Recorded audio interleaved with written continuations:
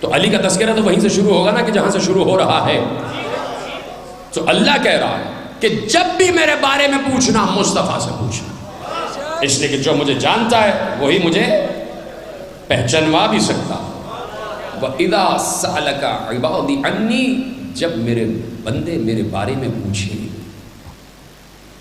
ان سے کہہ دو فَإِنِّي قَرِيب، ان سب سے کہہ دو میں تم سب سے بہت قریب ہوں. کبھی اللہ کی الوہیت پر بھی داد دیا کرو، اس کی شفقت و محبت و رحمت پر بھی داد دو. اس نے کیسا بندوں کو تسلیت اور اطمینان دلایا. پریشان نہ ہونا، میں تمہارے ساتھ ہوں. کہہ دیجئے انی قریب، میں ان کے قریب ہوں. ہر کسی بشر کے قریب ہے اللہ. اس وقت میرے اور آپ کے بھی قریب، سب کے ساتھ ہے، سب کے ساتھ. مجھے بھی سن رہا ہے، آپ کو بھی سن رہا ہے، مجھے بھی دیکھ رہا ہے، آپ کو بھی دیکھ رہا ہے، پوری دنیا پوری کائنات کو دیکھ رہا ہے، ہر کسی کے ساتھ. لیکن پھر کہہ رہا ہے، بابانگ دہل کہہ رہا ہے، اطمینان کے ساتھ کہہ رہا ہے، زور دے کے کہہ رہا ہے کہہ دیجئے کہ میں ان سب کے قریب ہوں، ان سب کے قریب ہوں. کیا مطلب؟ پروردگار کیا کہنا چاہتا ہے؟ کہنا یہ چاہتا ہے کہ اگر پوری دنیا تمہیں چھوڑ بھی کیوں نہ دے، پریشان نہ ہونا. پوری دنیا ایک طرف، میں تمہارے ساتھ ہوں، تم ایک طرف. سلامت رہیں اگر یہ جملہ آپ نے محفوظ کیا کہ میں تمہارے ساتھ ہوں. پوری دنیا تمہیں ترک کر دے، پریشان نہ ہونا، اللہ تو تمہارے ساتھ ہے. تو جدھر اللہ ہو چاہے وہ کوئی ایک ہی کیوں نہ ہو، طاقت ادھر ہی ہوتی ہے. چاہے کوئی ایک ہی کیوں نہ ہو، اگر اس ایک کے ساتھ اللہ ہو تو ساری طاقت ادھر ہی ہوتی ہے. اس لیے رسول نے کہا، امت کو مخاطب کر کے کہا، اے امت، اگر پوری دنیا ایک طرف جا رہی ہو اور علی ایک طرف جا رہا ہو، سب کو چھوڑ دینا، علی کے ساتھ ہو جانا.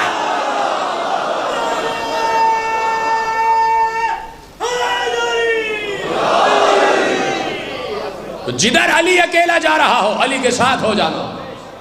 اس لیے کہ علی کبھی اکیلا نہیں ہے. تمہاری نگاہ میں اگر اکیلا ہوگا تو ہوگا، لیکن جدھر جدھر علی ہوتا ہے ادھر ادھر حق ہوتا ہے. بڑی آسانی سے سنا آپ نے جملہ، اس لیے کہ پیغمبر نے کہہ دیا تھا پوری دنیا ایک طرف جا رہی ہو، علی تنہا ایک طرف جا رہے ہو، سب کو چھوڑ دینا، اکثریت کو چھوڑ دینا، اکثریت کو ترک کر دینا، علی کے ساتھ جانا. اس لیے کہ الحق مع علی وعلی مع الحق، اور جدھر جدھر علی جاتا ہے ادھر ادھر حق جاتا ہے. اس لیے پریشان نہ ہونا کہ جہاں جہاں علی ہوگا وہاں وہاں حق ہوگا. حق کی فہرست تم جانتے ہی ہو کہ کتاب اللہ بھی حق ہے، کلام اللہ بھی حق ہے، جنت بھی حق ہے، جہنم بھی حق ہے، سوال منکر نکیر بھی حق ہے، صراط بھی حق ہے، تمام سوالات بھی حق ہیں، حساب بھی حق ہے، کتاب بھی حق ہے، حشر بھی حق ہے، نشر بھی حق ہے، ولایت بھی حق ہے، امامت بھی حق ہے، نبوت بھی حق ہے، محمد بھی حق ہے، اور خود اللہ بھی حق ہے. کہا کہ جب یہ میرے بارے میں مجھ سے پوچھیں ان سے کہہ دینا میں تمہارے قریب ہوں.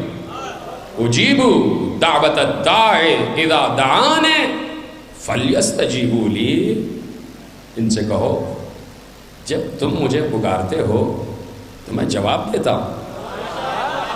کل میں نے آیت پڑھی تھی، ادعونی استجب لکم، آپ کو یاد ہوگی وہ آیت. آج اس سرنامہ کلام والی آیت کا ترجمہ ہو رہا کہ جو بھی مجھے پکارتا ہے اجیبو میں جواب دیتا ہوں.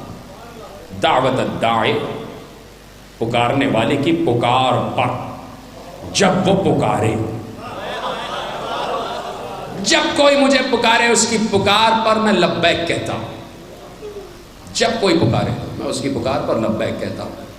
فَلْيَسْتَجِيبُوا لِي، تو تم بھی تو میری پکار پر لبیک کہو. سلامت رہے. یہ تو ترجمہ آپ نے سنا ہے. خدا آپ کی سماعتوں کو اور نکھارے اور تر و تازہ کرے. میں تمہاری پکار پر جواب دیتا ہوں، لبیک کہتا ہوں.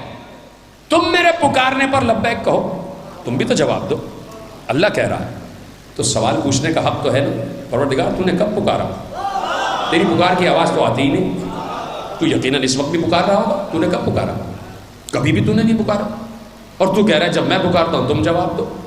تو بہرحال 1400 برس ہو گئے، نبی کے دور میں بھی کسی نے تیری آواز سنی نہیں. آج تک تیری یہ آیت زندہ ہے لیکن تیری آواز ہی نہیں آتی. تو کہہ رہا ہے جب میں پکاروں تو میری آواز پر لبیک کہو، جب میں پکاروں میری آواز پر لبیک کہو. تو اللہ کہے گا کہ یہی بات تو تمہیں سمجھا رہے ہیں، اسی بات کا نام تو معرفت و عبودیت ہے کہ میں نہیں پکارتا، میں نہیں پکارتا، لفظ میرے ہوتے ہیں، زبان کسی کی ہوتی ہے، جب وہ پکارے تو اس کی پکار پر لبیک کہو۔ سلامت رہے آپ۔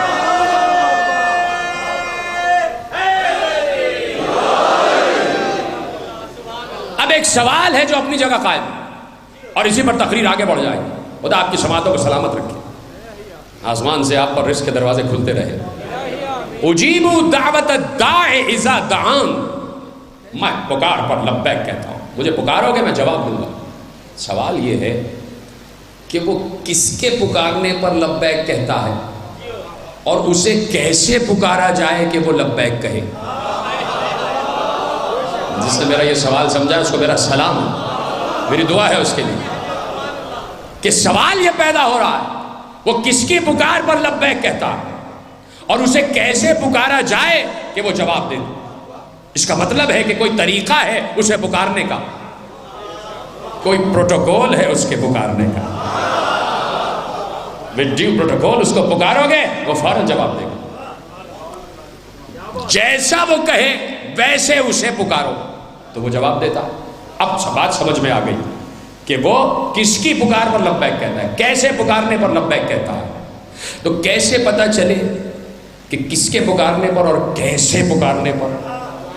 تو اگر میں کوئی طریقہ معین کر دوں وہ ناقص طریقہ ہوگا، اگر کوئی اس دنیا کا عالم کوئی طریقہ معین کر دے اسے ایسے پکارو وہ ناقص طریقہ ہوگا، اس لیے کہ ناقص انسان کا بنایا وہ طریقہ ہوگا۔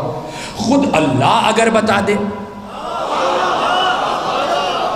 خود اللہ اگر بتا دے کہ مجھے کیسے پکارو، تو جب ایسے پکارو گے میں تمہاری آواز پر لبیک کہوں گا، تو وہی طریقہ سب سے بہتر ہوگا۔ تو اب میرے پاس اپنی کتاب کی بھی روایتیں موجود ہیں اور وہ انشاءاللہ آگے بیان کی جائیں گی، لیکن اس وقت آپ کے حوالے ایک مقتدر عالم اہل سنت کی روایت کرتا ہوں، بہت بڑے عالم دین ہیں، علامہ حموینی علیہ الرحمہ، کتاب ہے فرائض الصمتین، اس میں انہوں نے ایک جملہ لکھا، ایک روایت لکھی، اور اسی روایت کا آخری جملہ جس سے معلوم ہو جائے گا کہ اللہ کیسے چاہتا ہے کہ اسے پکارا جائے، عالم اہل سنت لکھ رہے ہیں۔ اور اسی لیے میں کہتا ہوں کہ شیعہ سنی میں کبھی کوئی فرق ہی نہیں ہے، عقیدہ ہمارا ایک ہی ہے، اور خدا اس محبت کو سلامت رکھے۔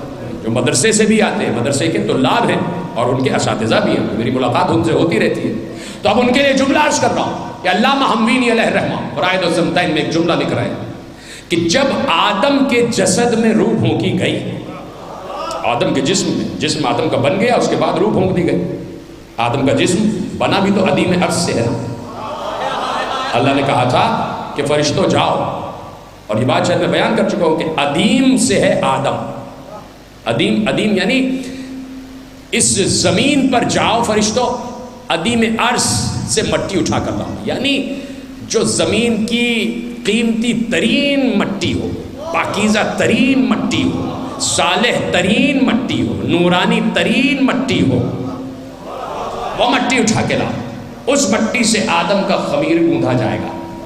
فرشتے زمین پر اترے، پوری زمین کا مشاہدہ کیا، صرف ایک زمین نظر آئی جو اللہ کے معیار پر پوری اتر رہی تھی، نام تھا اس زمین کا نجف۔ ایسی آسانی سے سن رہی تھی،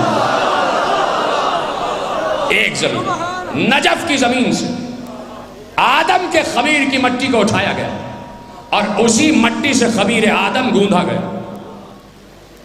اب اگر دیکھنا چاہو کہ کس کا خمیر کس مٹی سے گوندھا گیا ہے تو اردو میں ایک مصرع ہے، اور وہ مصرع بھی ایک حدیث کی روشنی میں کہا گیا۔ اگر دیکھنا چاہو کہ کس کا خمیر کس مٹی سے گوندھا گیا ہے تو مصرع کیا ہے؟ پہنچی وہیں پہ خاک جہاں کا خمیر تھا۔ اب اگر یقین نہیں آتا کہ آدم کا خمیر نجف کی مٹی سے گوندھا گیا ہے تو یہ دیکھ لو کہ آدم دفن کہاں پر ہے۔ پتہ نہیں جملہ پہنچا یا نہیں پہنچا، اس لیے کہ جو جہاں دفن ہو جاتا ہے وہ وہیں کی خمیر سے بنا بھی ہوتا۔ آدم کی تدفین نجف میں بتا رہی ہے کہ نجف کی مٹی سے خلق ہوا، نجف والے نے خلق کیا۔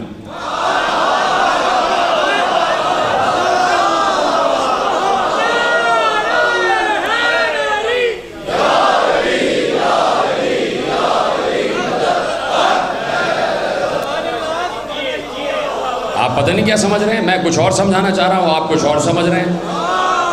بھائی یہ پوری دنیا کا ہر علاقہ اللہ کا ہے نا، تو اللہ مکے والا بھی ہے، مدینے والا بھی ہے، اللہ ہی نجف والا بھی ہے. تو نجف والے نے بنایا